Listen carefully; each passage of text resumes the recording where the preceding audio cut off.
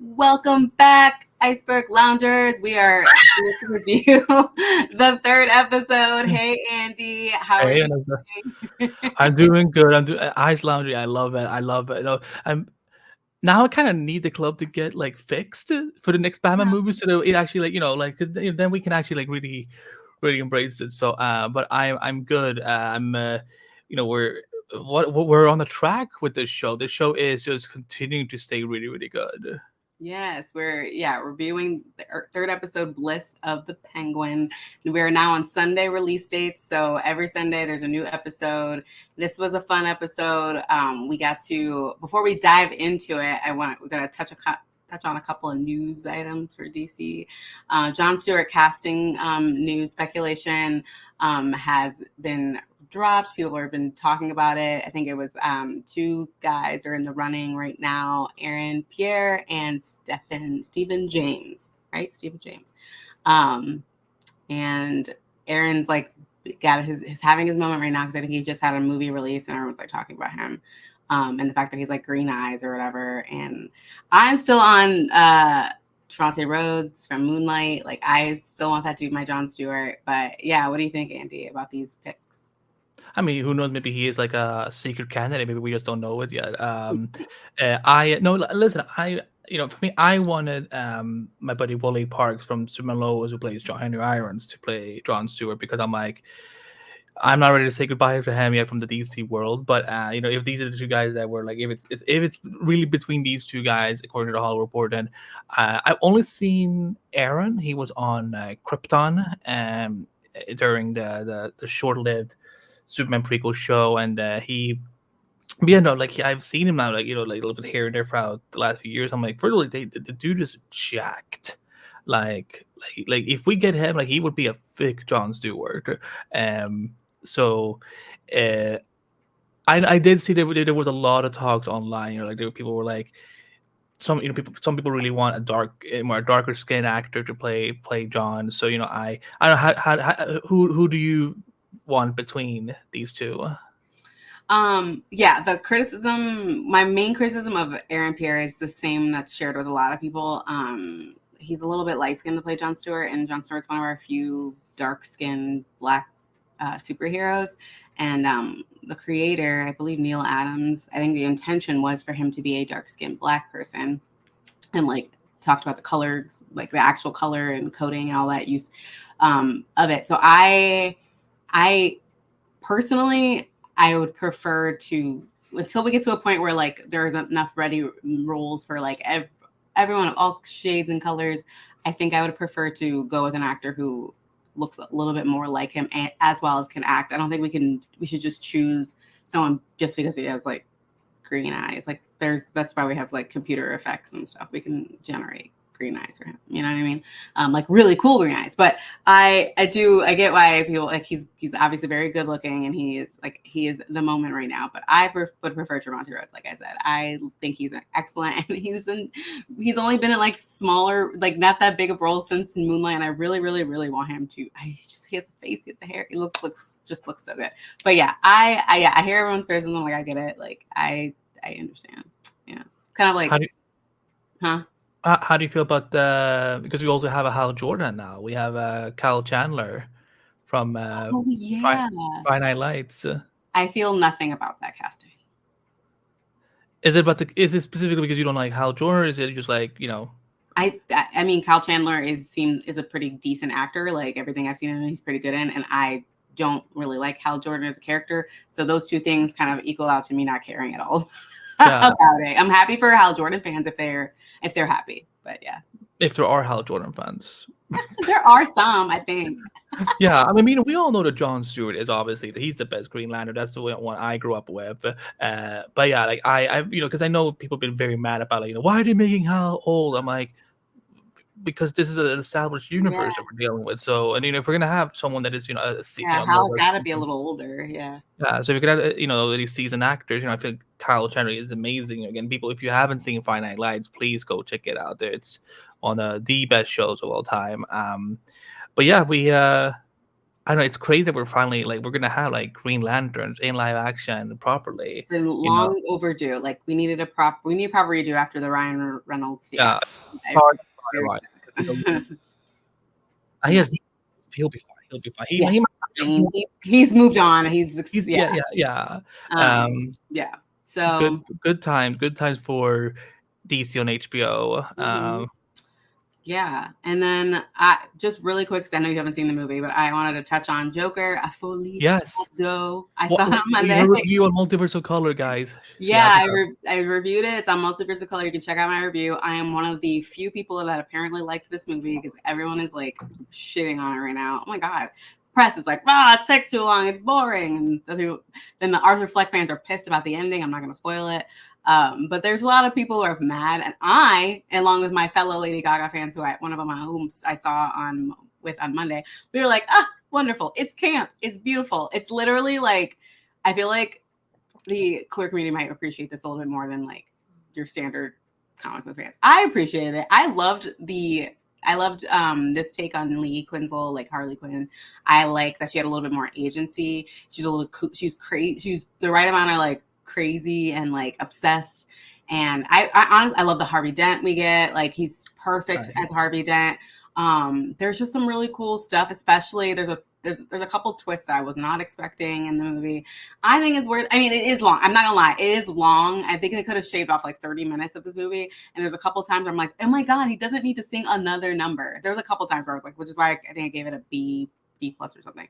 But I liked it. I thought it was entertaining. I love the songs. I think if you're gonna have, so my advice to have a little bit more of an appreciation for the movie, listen to the Harlequin album, Lady Gaga's Harlequin album, the film soundtrack companion to the movie, because I feel like it'll help.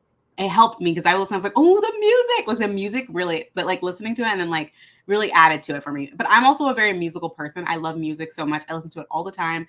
If it's only not on right now because we're recording. Like I listen to music all the time. So this is like the movie. I got it. So like I liked it. But I understand why a lot of people, the people that I'm like, reading, like certain press people, a lot of Arthur Fleck fans are not happy with the way this movie went. But also to remember, this movie only got made because the first one made billions of dollars. So really, it's your fault that this movie got made, audience. Yeah, I'm gonna watch it tomorrow, and again, everything I've seen so far from it, like I'm like, I'm digging it, because I also love musicals, and especially we don't get musicals a lot in this genre with comic book stories. So I'm like, so like again, I don't know what I sometimes don't know like what some of these fans are expecting. Am I, I don't know anymore. But like, that's why I think of everything, all of the DC projects as like different little Elseworlds, and I take them for what it's worth. Like this isn't going to be a straight adaptation. I'm curious to see Todd Phillips take on other DC heroes, or DC villains, Gotham villains. Like I want to see his Poison Ivy. I want to see his Penguin. I want to see his whatever. Like I think it'd be cool to see like his take on things. I think it's cool to see different creators' takes on established characters we see all the time. I think it's boring to constantly do the same thing over and over again, in live action and in media. Like, why can't we take a little bit, especially because we have Jokers and Harleys, we have multiple Jokers and Harleys, multiple Batmen, multiple Spider-Men. Like, why can't we deviate a little bit? I think fans need to loosen their grip a little bit on some of these adaptations. Like we do have a lot of Batman adaptations. You know what I mean? Like why can't we experiment a little and get a little excited? Anyway, do something a little different. Yeah, that's why I'm like I'm excited. Just touch upon it briefly. But there's the reports about a Bane Deathstroke movie being in the works, and I'm like, let's fucking do it. We haven't had a comic book. We haven't had a comic book accurate Bane ever. Well, I have my own opinions on that. Like I want to see Bane. I want to see a true Hispanic get to play him. I want to see Ben get to be written as smart, because Batman and Robin is still like one of the most insulting movies, not just comic book but just movies of all time. Sorry, I could be more forgiving of Uma Thurman as Poison Ivy, but that Bane is just like I get disgusted, because the thing is, like, I love seeing like big sized men that can also be very intelligent, because I think people always assume that the bigger you are, the dumber you are, and I'm just kind of like, I don't like that notion at all. So yeah, and I'm hoping, I mean, I still think that movie is going to be like a Secret Six movie, and I'm kind of like, okay, Gail Simone, let's go. That would be Um, cool. I would love Gail Simone involved in a live action. That'd be dope. yeah, but Yeah. but yeah, the DC is really having its moment right now with their villains. Like the Mhm. Penguin, our Joker, and it's this is see Sony. This is how you do comic book villains, right? You know, than just being like, let's give you your own movie. Let's give you your own movie. It's like, But I think DC, especially Batman villains, have a unique thing to them where they can stand alone. A lot of villains can't stand alone without the primary, like without fighting the primary heroes. Some can, and I think a lot of Batman villains can stand alone without Batman being in the center of the story, which is why you have stuff like successful stories like Penguin, Joker, and then like unsuccessful shit like whatever they're doing with Venom. But I mean, it's camp, but it's or Morbius or whatever. Like, not everything needs to be. Not every villain is interesting to watch without the hero involved. You know what I mean? yeah. Like I'd watch a Doctor Doom origin story. I'd watch a Magneto story. I'd watch standalone stories for those villains. But I like, really want a Poison Ivy movie. The more that we me talk about, too. Poison Ivy is so like there's like so a many. like a really like twisted eco terrorist story, where like she does Exactly. because like if you remove Batman, like she can still do what she's doing, like Mhm. the Batman that she could face in her role could just literally just be the government trying to stop her from, like save the climate and stuff like that. So it's Yeah, there's so many cool things they can do with a lot of different Batman, and you can do the same thing with some Superman villains. I definitely think you can make a Lex Luthor movie. I definitely think you can make like uh, Professor Ivo, Amazo. Like there's some certain movies you can make that are just about that thing. General Zod, like you can a whole movie about before you get with the tussle between Zod and Superman's dad before the Krypton exploded, like an actual like you could talk about that. There's so many different. There's someone because those stories are rich. But speaking of villains, yes. we're gonna dive into this episode for the Penguin, episode 3, Bliss, which is the same name as the drug we're about to meet. Woo! So if you don't realize, they're like for the audience or whatever, whoever's listening, Gotham has a severe drug problem, and one of those big drugs is this thing called drops, and then you can drop. You saw them in the movie, Batman movie. They had them in there. Drop them into your eyes, and you get like a high.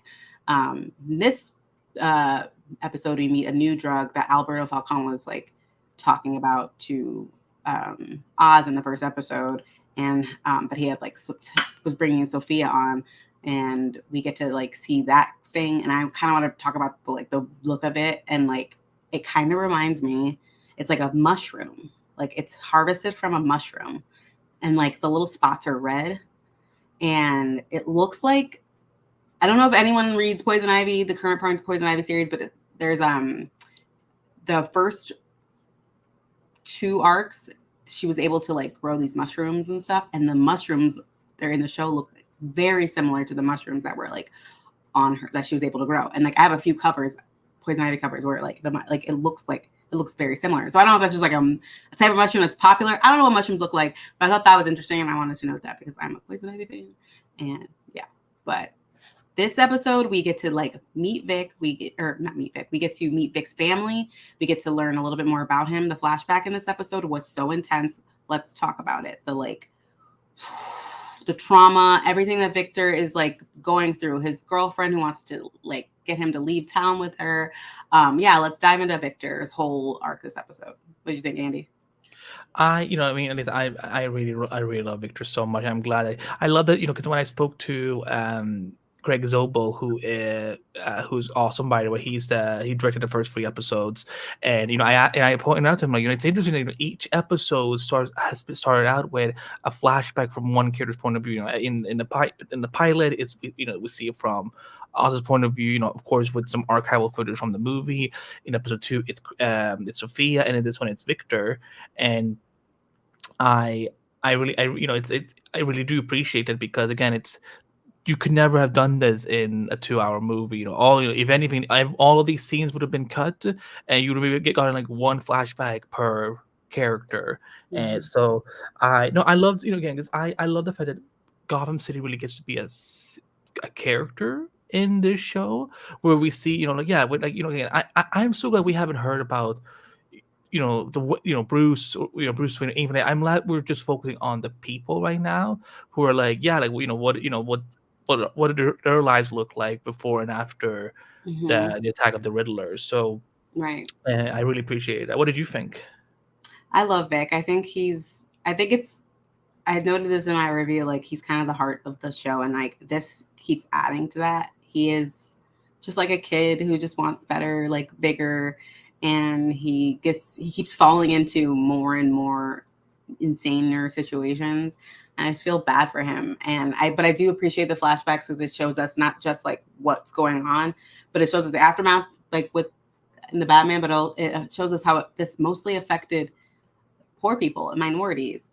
Like Riddler had this big thing about corruption and all this bullshit, and then the people that were affected the most were the people that didn't have anything to do with it. So I think that it just like shows a little bit of like the hypocrisy and like I don't know. It's just like that. Some of these villains are like, oh, they talk a big game. They get to recruit people to them and to fight for their cause, but they really don't give a shit about anybody.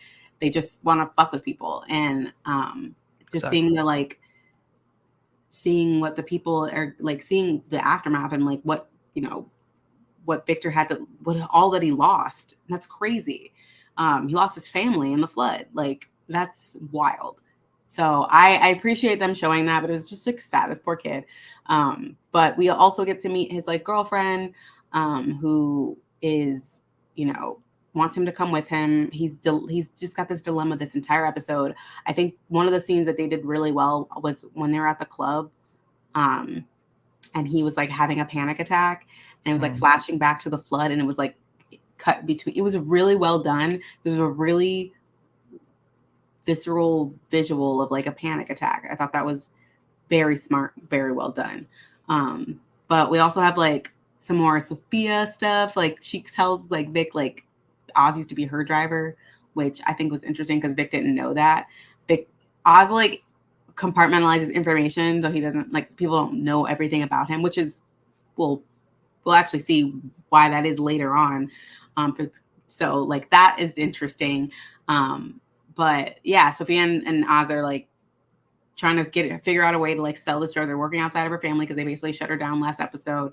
I really like Sophia and Oz's relationship. I like how they're like moving towards kind of a reconciliation that gets about basically gets blown up by the end of this episode. What did you think of like them and their triads and like that whole situation? Yeah, first of all, like the panic attack sequence. First, again, if for some people who are watching it on Sunday, if you rewatch the episode, play and pause a few times during that sequence because what you see is that you see like the water flooding and you see all these bodies that he had to see, which I'm like, and it didn't like again like I don't know how they recreate these moments from not just the band but also like adding to where like it feels like it sings very well. As someone who like I deal with a lot of panic attacks, for me like it almost actually got a little too real to the point where like I Mm, actually had to like I didn't pause the episode, but like I kind of just like started looking away because I'm like, this is just a lot to take in. Renzi, he's fucking crushing it. There's a reason why he was one of my all-time favorites on Runaways. This kid mhm. is God, I really hope he survives their show because I want to see him in Oh my another. god, I'm so nervous. I don't want him to Um, die. Oh my god. um, and also yeah, but like with the Bliss thing, it's because I didn't know that about the Poison Ivy comic what they're doing right now. But like, if this is kind of like how Matt Reeves is planning to incorporate Poison Ivy, because she could be maybe someone that was like partially helping in the background and we don't know it yet.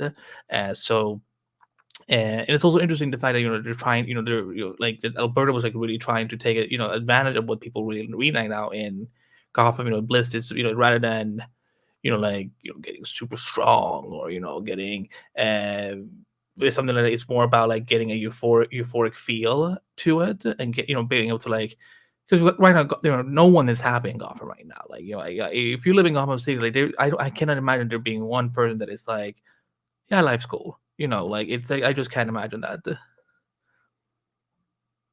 Oh, you muted, Vanessa. That's a good point. Yeah, I was searching something. I was like actually double checking the mushroom thing. But yeah, that's a good point. I think that's the reason why there's such a drug problem, and it actually speaks to like the opioid crisis that was hitting America a few years ago. I don't know if they're still calling it that now, but when people are depressed and people can't cope, they go turn to drugs, and that's an interesting kind of like background that's happening in this story is the desperation and sadness that people are feeling that is driving them to this point. Like we're focused on Sophia and Oz and Vic, but in the background we're seeing all these like super sad, trying to not think about it people, or people that are just straight up escaping. Like Gotham feels like a war zone, honestly. Which I think like a no man's land. Sorry. I've been waiting to say it all season. Well, basically, yeah. But yeah, so they get to this point where Sophia and Oz have to lie to the Triad, and because they're like, we're not dealing with you guys. We don't know you guys. They say that Johnny is backing them, so they have to use the Johnny card. And he's banging Luca's wife. He's like, finally, someone knows. And that scene is hilarious to me because he's literally like, he just shoves his phone. He's like, you bitch, you bastard. Blah. Like they hate each other so much. Like all of the shit talking that BD was doing to Oz those first couple episodes. I know Oz was like, I cannot wait. I wish I could beat the shit out of your ass. Like that was such a funny scene to me. And it was like dark, but it was like cathartic. So I appreciate that little scene.